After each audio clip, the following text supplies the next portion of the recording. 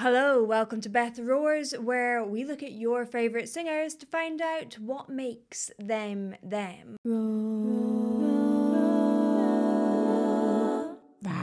This one is a patron vote winner, and I've actually reacted to these guys before, and they're coming to my hometown, so I'm going to try and get tickets and go and see them, but it's a little bit eccentric, to say the least.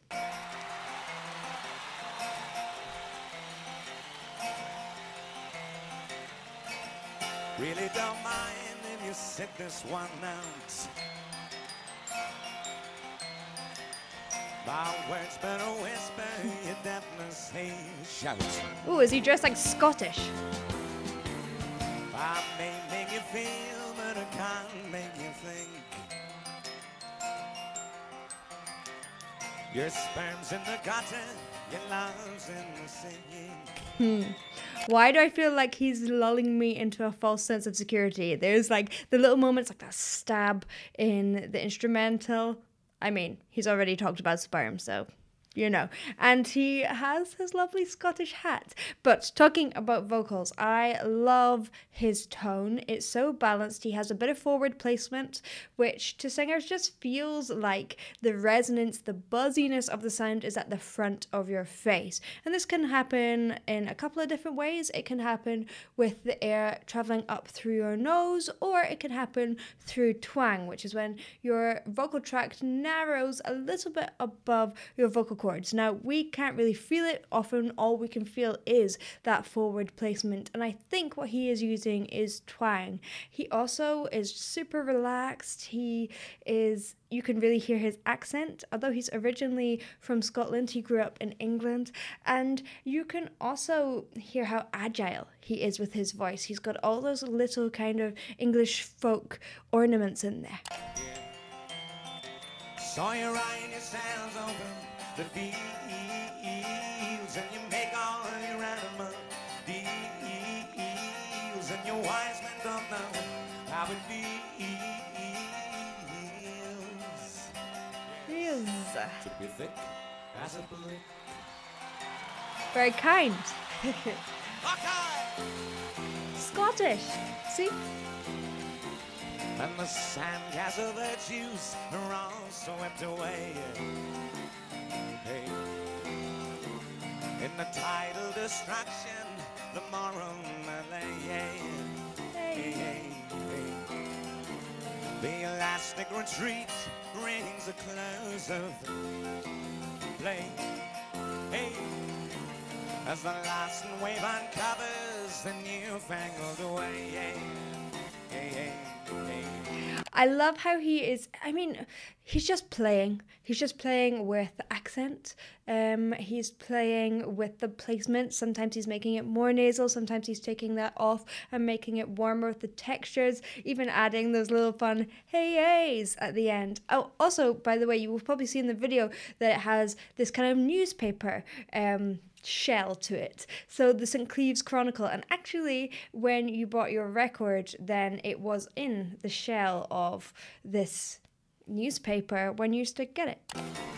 But your new shoes are worn in the heels, and your suntan is rapidly healed, and your wise men don't know how it feels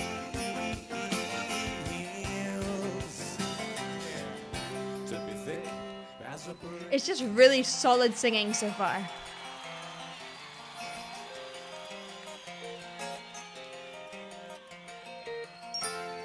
The love that I feel is so far away. I'm a bad dream that I just had today.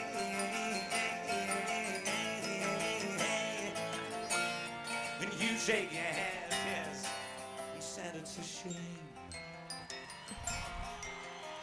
The dynamics are really, really clever. The builds, it kind of lulls you into a false sense of security, then it builds and it brings it back. It kind of teases you. You never quite reach the kind of loudest point of those dynamics. It's kind of brings you almost there, and then it's like, aha, we still have another 10 minutes to go, so we're not gonna give it all away yet. And as I say, right now it feels very solid. It feels very, very folky, very, I guess it feels quite standard folk, and then you get these tiny little elements of play both within the music and within his singing that kind of, well, I mean, I haven't seen the end, but I'm sure, knowing them, it gives you a hint of what is to come.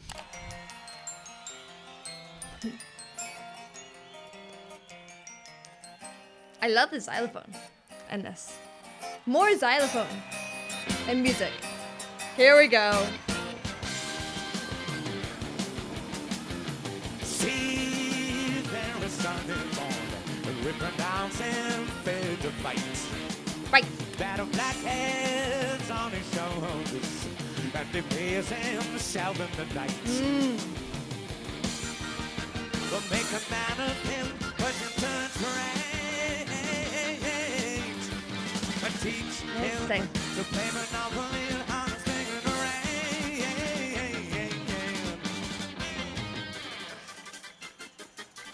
Okay, so even here where he's going quite loud, he isn't over blowing his vocal cords. He has really good breath support, and really what that means is he's not using too much breath or he's not using too little breath, just the right amount. So often when we feel like we want to go loud, we really push loads of air through, and that achieves the opposite thing. Our vocal cords are tiny, tiny little flaps of tissue, and they're just there sitting in our voice box, which is here, our larynx, and the air is what travels through them and makes them vibrate and creates the sound. It's the fuel to our singing tank, and if you push loads of air behind them, they pop open, and instead of getting something like ah, you get ah, which is actually less loud. It's a little confusing. It feels a little bit backwards and uninstinctual. But really try that. Try if you want to make a loud noise and you can't get it. Maybe you need to back off that breath. Oh.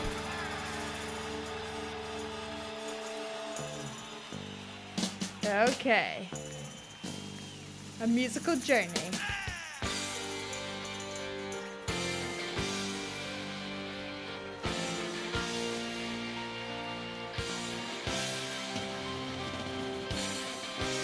It's quite amazing that he can jump around this much. He must get tired.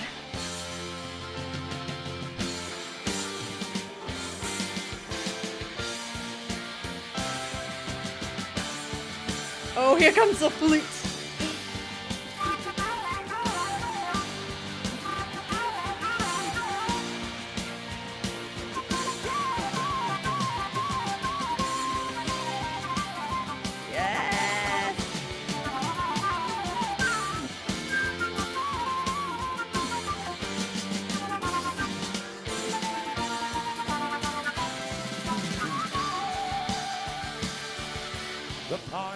Okay, if you didn't see my other reaction to him, I'm just going to mention this, that he didn't even learn flute correctly. He just picked up a flute and tried his best to learn it. And it wasn't until his daughter started learning flute correctly that he was like, oh, this is not how I play the flute. But what is also interesting is that breath support is really connected to your flute playing. If you push too much air out over your flute, you're going to not get a very nice sound. And if you don't have enough, you're not going to get a nice sound. And actually, it's fairly similar. So that is something, his breath support, that has come and traveled across all of his instruments. Well, maybe not guitar, but you know. The painter casting shadows on the water as the sun blazed on the infantry returning from the sea. The doer and the thinker, no allowance for the others. The failing light illuminates the mercenaries' courage. The home fire burning, the kettle almost boiling, but the master of the house is far away, and the horse is stamping, their warm breath clouding in the sharp and frosty morning of the day. And the poet lifts his pen song. And the youngest of the What he's doing really well here is he's making a lot of the words like onomatopoeic. So he's got words like stamping, which he's making it sound like stamp, or illuminates. He makes it sound like it illuminates, or even boiling was like the bubbly water. And it's just really good storytelling. You can hear all of his words and everything, if I was listening to this in another language, he would be putting that across in a way that I kind of could still understand what he was singing about, which is really interesting because it's quite complex lyrically.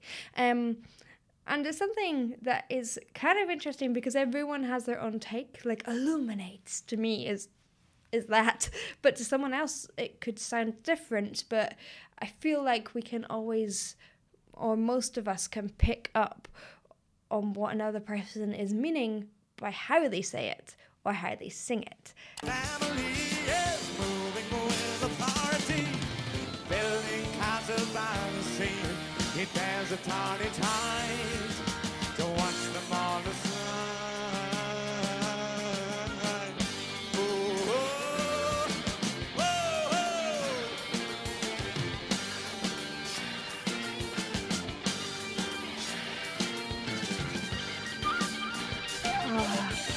It's really good.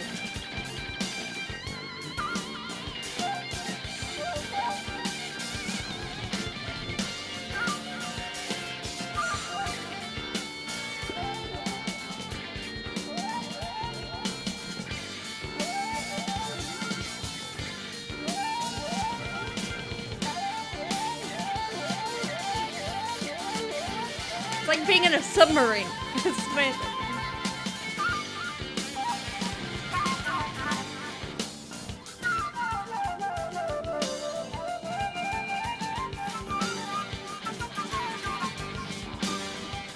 I mean, his flute is pretty good.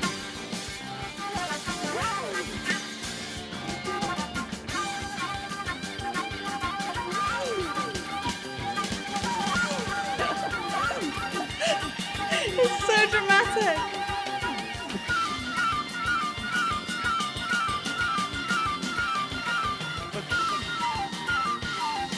I mean, 100% how you're... I mean, you're not meant to play flute like that, but I love it. It's so theatrical.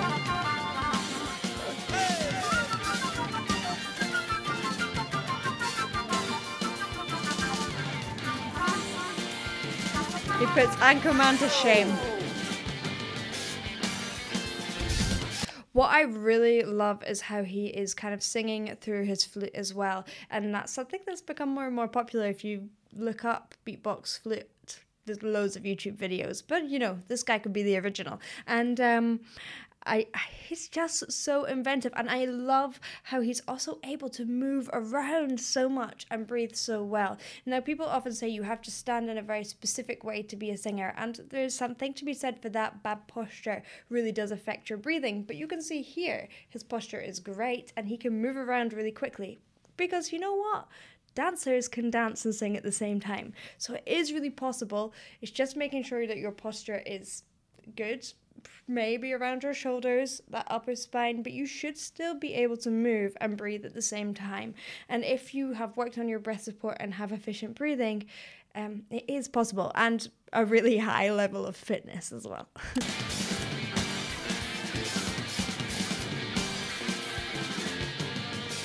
Look, he's like... We'll see him again. By co-playing though.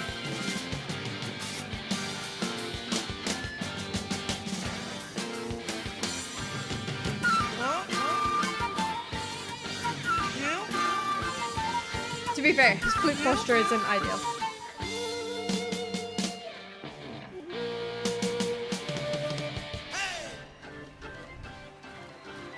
So what's going to help him with that? And well, it's normally the movement in the bottom ribs. When people think about breathing in, they kind of think of like a forward movement or their belly moving out, which does happen. However, your lung tissue is all the way around your body. In fact, most of your lung tissue is at the back because your heart is at the front. It takes up a lot of space. Your lung tissue is at the back. So if you put your hands on your bottom ribs, You want to feel them move out sideways and put it on the back of your ribs. You might be even able to feel it move outwards. So your ribs are going to move up like bucket handles like this. So you've got your sternum at the front, your spine at the back, and they're attached with lots of little joints here, and they're going to go. Anyway, and if you can get that really big movement and really relaxed, gentle out breath, you're onto a winner.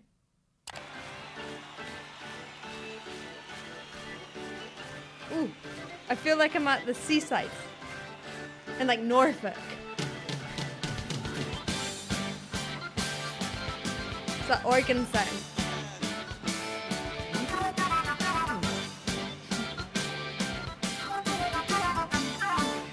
I think it's like rolling his tongue at the same time as playing to get that sound.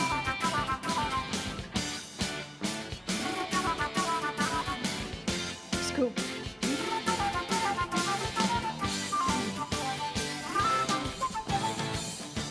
I've come down from the upper class to mend your rotten ways. My father was a man of power, whom everyone obeyed.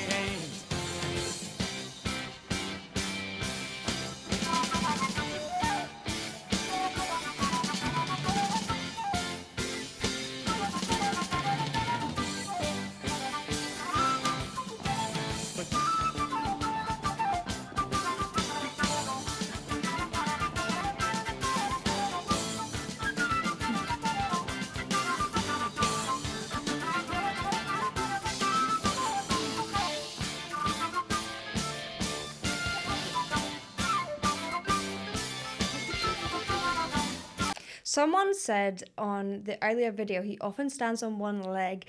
Does that make it easier to sing? And the answer is actually probably not. It's the fact that he's able to sing so well, to play flute so well, in spite of standing on one leg. Because often when we have that even stability, it allows us to breathe a little bit better. You don't see opera singers standing on one leg very often because they want to be in the best position to produce the most beautiful sound. However, that's not always what we want. Sometimes we want movement in our performance, and I think it's just something that he does, and he's able to breathe really well in spite of that. And he's just proof that like you can dance around as much as you like. If you have your breath support and your fitness on point, you're going to be just fine.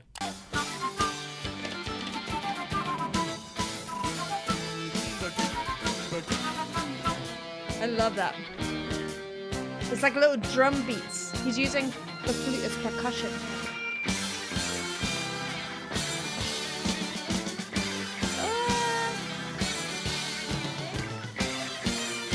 Don't drop your flute.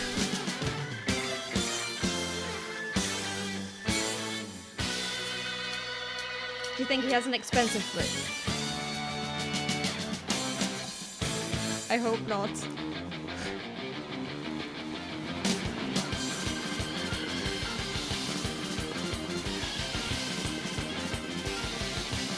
One like the ghost train now. Ghost train? Yeah.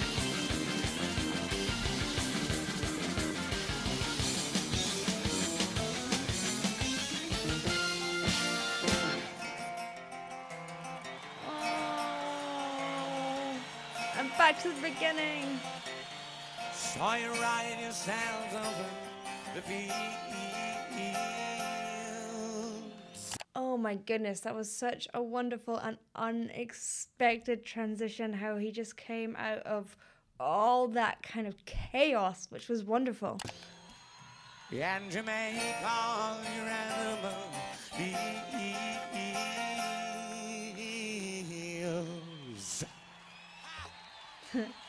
and your wise men don't know how it feels. It feels so Monty Python-esque.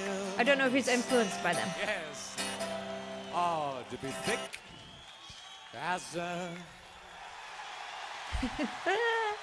Yay! Thank you. Thank you, Ian Anderson. Thank you kindly.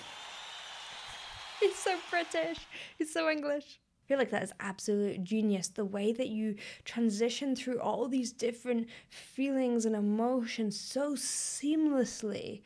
Oh, great music. Thank you for watching. I hope you enjoyed. If you did, please do like and subscribe, and I will see you in the next one. Bye.